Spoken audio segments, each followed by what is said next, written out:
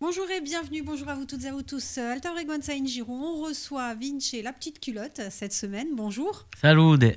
Alors, on va parler de la tournée qui arrive à partir de début août. On va parler de tout ce qui s'est passé avant aussi. On va refaire un petit peu l'histoire de la petite culotte et du coup, aujourd'hui de Vinci.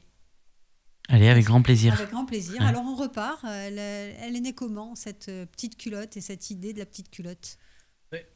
Moi, au départ, j'ai joué dans le Cantes, au Bouboulougours, quand j'avais 18 à 21, 22 ans. Donc, on a fait tout ce tour et tout. Et après, je suis parti et j'ai créé un restaurant dans lequel je jouais tous les soirs. C'était vraiment le truc. De 8 heures à 10 heures, je jouais. Et c'était à Bonifacio et ça s'appelait La Petite Culotte. Et c'est de là que tout a commencé pour moi. J'ai commencé à écrire mes propres chansons, etc. là-bas, quoi. Et ça a commencé fort en fait avec cette reprise et cette adaptation, on va dire, de cette chanson cortenaise à la base. Oui, parce qu'au départ, c'est Méon qui fait cette chanson qui avait déjà un peu marché parce qu'elle avait été reprise, etc., par Jean-Luc Pietre et tout.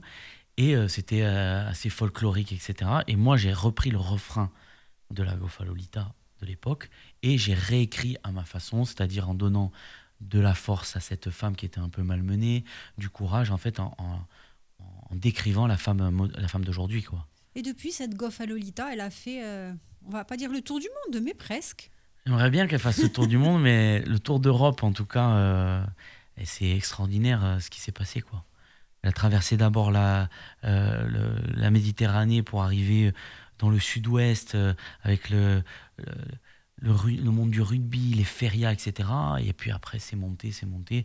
Maintenant, on est un petit peu en Espagne, en Belgique, en Suisse, etc., dans toute la France. Et toujours autant de monde pour elle et pour les autres titres qui du coup sont nés depuis et les autres créas qui du coup sont nés depuis. Ah, il n'y a pas eu un succès aussi gros, mais par contre, il y a eu des petits succès qui me permettent d'être encore là aujourd'hui et d'avoir encore 40 dates cette saison dans toute la France, au final. Et donc, je suis très content. 40 dates donc à travers toute la France, 8 dates encore, ça va Ouais, démarrer au mois d'août. C'est une belle tournée, une tournée un peu atypique aussi, comme totalement, parce que le but, c'était quand même d'allier le fait d'être en Corse, mais aussi de, de parler de tous ces lieux sublimes qu'on a. Et en fait, depuis peu, il y a des camions en fait, qui se transforment en scènes. Et en fait, on a loué un camion pour tout ce temps-là. Il va pouvoir aller, parce que il va pouvoir se promener dans des endroits, par exemple sur le green du golfe de Spérone, dans des vignes, etc. Et c'est la tournée des lieux atypiques. C'est que des lieux spéciaux. J'ai trop hâte, quoi. donc ça va démarrer le 2 août au Clos Coulombe, hein, à Lumio, Terra Vecchia à Aleria, ça sera le 4, à la plage de Campomoro, ça sera le 5, du côté de Pinarello, le 7, à la citadelle de Saint-Florent, le golfe de Spérone, le festival de Porticciolo, le Casone également pour terminer tout ça le 13 août, donc trop hâte. Et alors ce sont des lieux insolites, atypiques, et même la scène est insolite finalement. On a voulu rester vraiment dans ce monde un peu fou. Totalement, totalement. C'est des camions qui se transforment en scène. Alors il y a tout un jeu de lumière et le show aussi, c'est quelque chose parce qu'en fait, on vient pas voir que mon concert. Il y a toujours des invités. C'est un moment qu'on vient passer. Il y a quand même des artistes de renom. Il y a DJ Muller qui est là sur 3 dates, qui est le DJ en ce moment qui est très en vogue. Il y a plein d'artistes, notamment au Casone ou à Porto Vecchio, où il y a Gianni qui a failli gagner The Voice. Il y a les Zinzins, il y a tout un tas de groupes qui viennent rejoindre cette tournée où en fait on propose une vraie soirée et pas que le concert.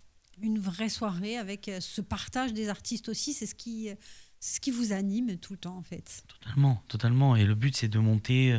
Les artistes en première partie viennent chanter avec moi. Moi, je vais jouer sur les sets de DJ. Et c'est ça qui est beau. Il y a Zito qui vient de faire le Stade de France avec Jul, qui sera là aussi.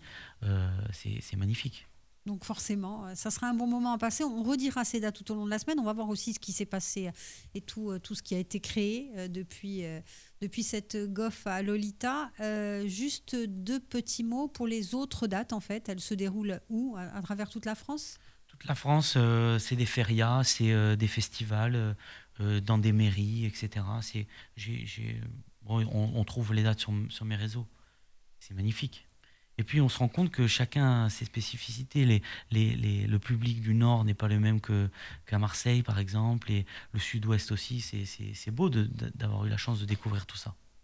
Merci beaucoup, Vinci. À demain. Allez, à demain. Alors, il y a, je ne sais pas si vous savez, mais j'ai habité pendant 4 ans quasiment dans toute ma vie à Cuba. Et pendant ces années-là, j'ai vu à quel point les instruments de musique étaient utilisés jusqu'à leur dernier souffle. C'est-à-dire qu'on voit des gens jouer avec des guitares, mais totalement rafistolées. Pareil pour les pianos, etc. Et dans mon dernier voyage où je suis parti avec mon père à Cuba, j'ai eu cette idée, je me suis dit, mais combien il y a en France d'instruments de musique qui dorment dans les tiroirs où les gens se sont mis à jouer et ont arrêté au bout d'une semaine, qui pourraient servir dans des pays du tiers-monde. Et je sais à moi à quel point ça m'a fait du bien dans ma vie de jouer de la guitare, de chanter, etc. Je me dis combien d'enfants, combien de personnes on pourrait sauver, on pourrait aider grâce à ça. Et j'ai lancé cette idée sur les réseaux et petit à petit, j'ai commencé à récolter tout d'abord en Corse, où d'ailleurs j'ai ramené presque, je vais dire, 40% de tout ce qu'on a récupéré. Les Corses ont été hyper généreux, des guitares, des pianos, etc. Et suite à la Corse, j'ai émancipé ça sur le continent et j'ai fait tout le tour du continent pour récupérer des instruments. On en a récupéré plus de 200. Donc on a fait 2 énormes palettes avec il y avait 60 guitares, des pianos, de tout. Et puis même des accordéons, des choses qu'on ne trouve pas en Afrique, etc. C'était exceptionnel. On a tout réceptionné et on a envoyé tout par conteneur, qui est arrivé il y a 15 jours, le conteneur au Sénégal, parce que c'est là où j'ai choisi de distribuer pour la première année. Et il y a une semaine, j'étais au Sénégal pour distribuer tous les instruments. C'était magnifique. On a choisi des écoles, des orphelinats et aussi dans la rue. On remplissait le coffre et quand on voyait des enfants, des groupes ou des familles, etc., je partais et j'allais donner des instruments. C'était exceptionnel. Exceptionnel. Quel est le retour faites-nous partager. On a vu ces images aussi, mais on a envie de les partager à la radio aussi. Ce qui est beau dans tout ça, c'est qu'on se dit, nous, on peut le voir d'un avis extérieur comme nous, on arrive pour aider les gens. Mais en fait, c'est pas que ça. C'est que ça nous aide aussi à nous de faire ça. Ça a aidé les gens qui ont donné, qui finalement avaient des instruments et ne les utilisaient pas. Donc ils étaient fiers d'avoir participé à un beau truc. Nous, avec notre camion, on était là à récupérer nos trucs. Je me sentais bien à faire ça. C'est pas que axé sur on va gagner de l'argent, on va être connu, on va si... Parce qu'on parle beaucoup de ça aujourd'hui et c'est dommage. Et là, on se retrouve à faire quelque chose pour les autres. Et à la fin, on donne à des enfants... On a été accueillis parfois dans des écoles, ils avaient appris les chansons. J'arrivais, ils connaissaient la chanson, ils étaient en train de jouer sur leur vieux piano. Et on est arrivé en donnant 4-5 guitares, des pianos par école.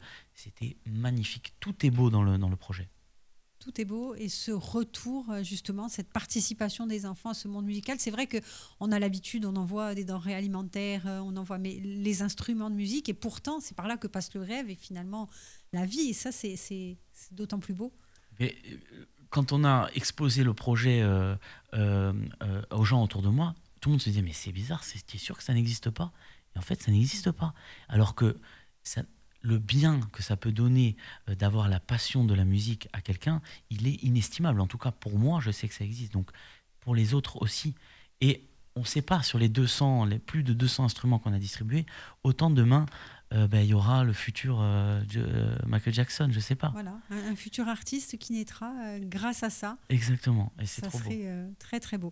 Merci beaucoup Vinci, on va se retrouver demain. On va rappeler qu'on est là aussi pour parler de votre tournée en Corse qui démarre donc au mois d'août.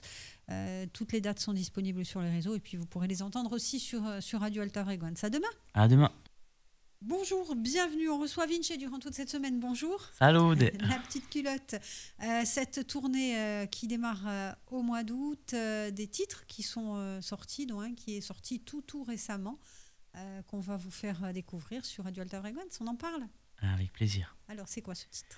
Alors, ce titre s'appelle Un pied dans la casa. Et en gros, c'est l'histoire de 2 personnes, moi qui suis corse, et Mima, qui est la chanteuse du titre, qui elle est andalouse. Et en gros, on a imaginé, c'est ce qu'on fait souvent dans les chansons, qu'on était amoureux tous les deux.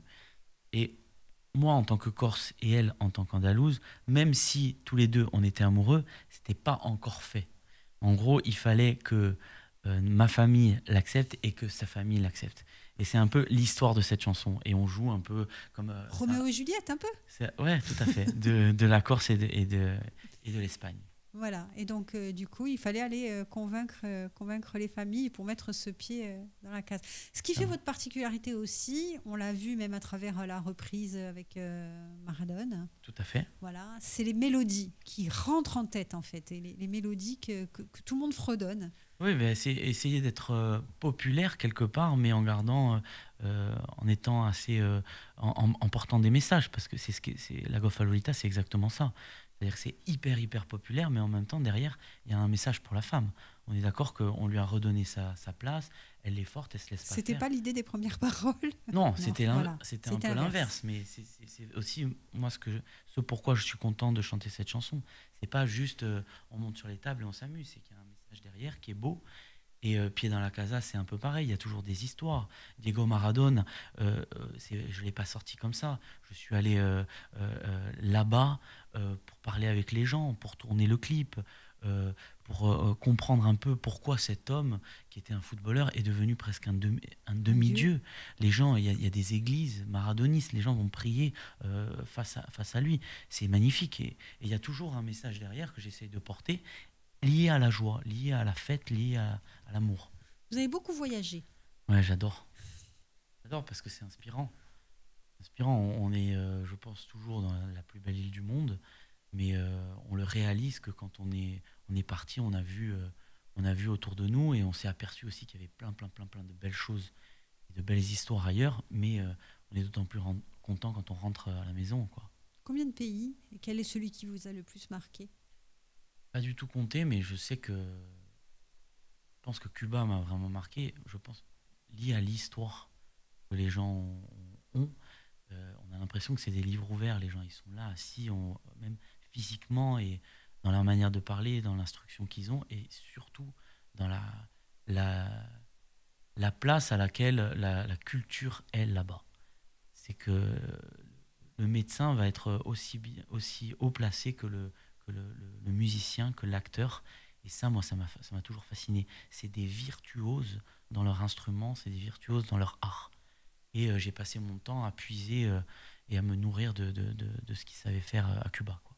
Toutes ces sonorités, forcément, après, on les retrouve aussi, quoi. Ça nourrit. Ah ben totalement. Le titre Si Mama, c'est très inspiré cubain, qui a été un des titres qui ont le mieux marché dans mes compositions. Et on entend beaucoup des sonorités cubaines. Et pourquoi pas, là il y a un album qui va sortir dans les prochains mois, en octobre normalement. Pourquoi pas le prochain qui soit fait totalement à Cuba. Je réfléchis à ça. C'est un rêve. J'aimerais beaucoup, ouais. On va vous accompagner, on va essayer de le réaliser. Pour ça, il y a plein de choses qui peuvent être faites. Il y a pas que d'argent, mais bon, il y a des cagnottes, il y a plein de choses qui peuvent être faites. Tout à fait, ouais. Bon, et puis on espère que cette tournée, justement, elle sera aussi, on rappelle, à partir du mois d'août, cette tournée encore ces 40 dates à travers toute la France. Merci beaucoup et à demain. À demain. Bonjour, bienvenue Vinci, notre invité, bonjour. Salut. Vinci, la petite culotte. On parlait hier de ce titre, Si Mama, qui a été un beau succès. Vous nous parliez très inspiré des sonorités cubaines aussi et du mode de vie là-bas. Ce qui est beau là-bas, en tout cas, c'est que moi, ce qui m'a touché, c'est les artistes ou les musiciens, je vais dire, ou les acteurs, etc. Ils rentrent dans des écoles d'art. En fait, par exemple, le pianiste va, à partir de 4-5 ans, commencer à faire des tests un peu pour savoir s'il va pouvoir rentrer en école de piano à partir de 5 ans. Et s'il est pris, de 5 ans jusqu'à ce qu'il termine sa scolarité, tous les après-midi de sa vie, il va aller dans l'école d'art. Le matin, il va dans l'école classique et après, dans l'école d'art, où il va étudier son instrument, en passant par les prémices de la musique, en étudiant les plus grands classiques de jazz, de classique, etc. Et en fait, ça devient des virtuoses. Et ça, c'est pareil pour le piano, mais c'est pareil pour tous les instruments, pour la danse, pour le théâtre, etc. Comment voulez-vous qu'ils aient le même niveau ? En fait, ils travaillent 1000 fois plus que nous. Nous, en général, on commence à 13 ans, le mercredi après-midi, dans des écoles payantes. Donc il y a vraiment un niveau qui est, pour moi, grandiose. Il y a du boulot, hein. L'éducation nationale française, elle a du boulot pour rattraper tout ça. Ah ben là, ouais, c'est... Bon ben voilà, moi je me suis beaucoup inspiré de ça et je trouve que c'est fascinant d'avoir réussi à mettre en place ce système. Qu'est-ce qui fait courir, qui fait rêver Vinci? Moi j'ai toujours le rêve de... Quand j'ai connu ce succès, la Gofa Lolita, et de voir l'effervescence et la joie que peut procurer le fait de jouer cette chanson, ben, le but c'est d'en faire d'autres. C'est de ne pas en avoir qu'une et d'être l'artiste de la Gofa Lolita, mais d'être un... Il y a eu des succès, mais il en faut d'autres pour pouvoir proposer, pouvoir vendre des grands concerts, des trucs magnifiques et aller au bout de ma pensée dans les concerts. Là, actuellement, on propose des choses qui sont magnifiques, mais je pourrais, par exemple, avoir 3 fois plus de musiciens avec moi, avoir des invités exceptionnels à offrir, avoir des textes écrits avec des gens exceptionnels. Donc ça avance. Moi, en vrai, je suis totalement dans mon rêve, mais j'aimerais que ce soit encore plus, quoi. Et que ça aille encore plus vite. On finira au Stade de France. On finira au Stade de France, forcément. Justement, vous parlez de ces succès. On a vu des stades entiers chanter cette chanson. Qu'est-ce que ça fait, en fait? Mais au début, c'est assez difficile à réaliser. On a envie de le partager avec aussi... cette chanson, elle a toute une histoire. Hein. C'est pas moi qui ai tout écrit, qui ai tout inventé dans ma chambre. C'est l'histoire de Méon qui l'a créée, l'histoire de Jean-Luc qui l'a reprise et qui a fait que moi, à 14 ans, je l'entendais dans les bals de village, etc., etc. Là, aujourd'hui, on est tous liés. Méon a 2 enfants. On a partagé. Il y a tout le monde qui est lié à ce succès.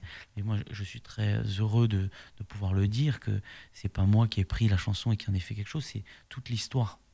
Et là, aujourd'hui, on se retrouve dans un titre qui devient le I Will Survive, qui devient le titre de la fête dans tous les sports. C'est-à-dire que cette année, elle a dû déjà passer, je vais dire, 20 ou 30 fois au Stade de France, la chanson. Dès qu'il y a un match, que ce soit de rugby, de foot, n'importe quel match, à Roland-Garros, tous ces trucs, la chanson passe. C'est exceptionnel, ça n'existe pas.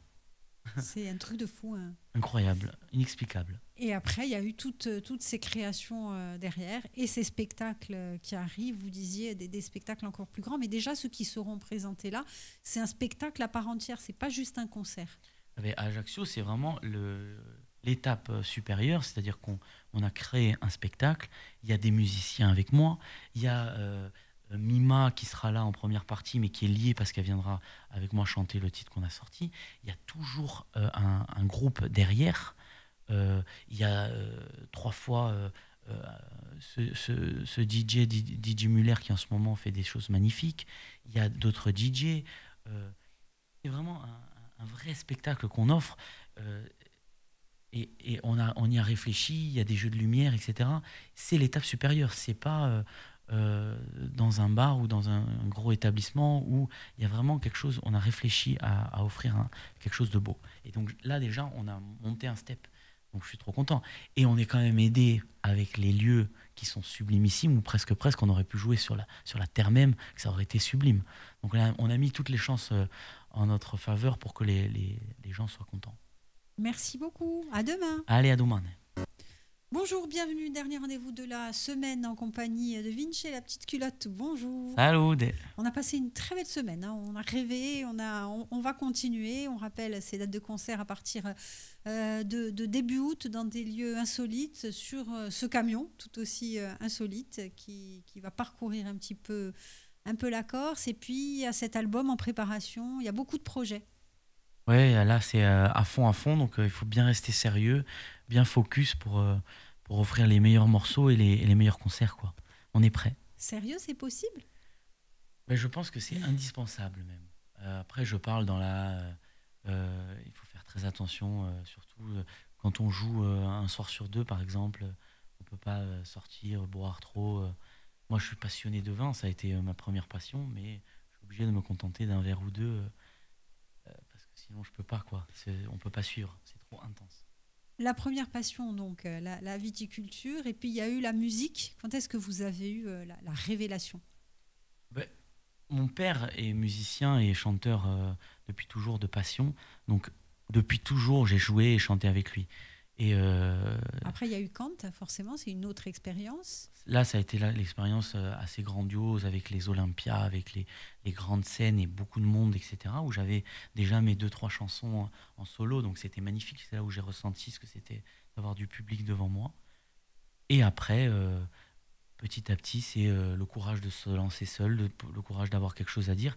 Et quelque part, là, aujourd'hui, le courage de changer de nom et de m'affirmer en tant que de mon prénom, Vinci, et de m'affirmer en tant que personne, quoi. J'ai des choses à dire moi-même et je ne me cache pas derrière un nom, je ne me cache pas derrière un groupe. Je vais dire ce que j'ai à dire. C'est important aussi de retrouver cette personnalité-là. Mais je pense que c'est un travail sur moi-même et c'est arrivé hyper naturellement et je me pose même pas la question. J'avance et là je me dis allons-y avec ce nom maintenant et voyons où on est capable de faire et comment les gens vont percevoir les nouvelles chansons. Et c'est un chemin. Il y a cet album qui devrait arriver. Ça, c'est du gros boulot aussi. Ben là, ça fait 1 an qu'on travaille dessus et il y a plein de titres. Il y en a certains que je joue déjà pour voir comment les gens réagissent dessus et pour changer des petites choses. Ah là, il y a eu la foule qui s'est envenimée, donc ça, on va le laisser. En fait, comme si je les tissais ou que je les tricotais. C'est quand même une chance d'avoir les gens en face de soi et de jouer autant de concerts, de pouvoir jouer des titres qui ne sont pas encore sortis pour vraiment les affiner. Donc là, il me reste littéralement 2 titres à faire. Je sais déjà ce que ça va être. Et il y a aussi dans cet album des morceaux euh, de grandes chansons françaises ou espagnoles ou anglaises qui ont été traduites en corse. Donc pour 4 titres, c'est vraiment des chansons que les gens connaissent qui ont été traduites totalement en langue corse. On ne saura pas ce que c'est, on attendra l'album. Allez, Allez. ça marche. Je viendrai en chanter un ou deux. Je veux de Zaz, par exemple. Et alors, c'est des sonorités où je me disais, ça peut sonner, on a essayé, il y en a certaines qu'on a faites, il y en a certaines qu'on n'a pas faites. Et celle-là, notamment, ça sonne exceptionnel. On a l'impression qu'elle a vraiment été faite en Corse du départ, quoi. L'imaginaire reste le même. Et ça passe, en fait. La langue corse va bien avec le message que délivre cette chanson. Donc, c'est cool. Mm. Merci beaucoup, Vinci. On va vous retrouver sur Radio Alta Frequenza tout au long de cet été, avec ces dates, avec cette tournée de lieux insolites, et puis avec ces titres aussi qu'on vous permettra de découvrir. Donc, à très bientôt. Merci, à bientôt.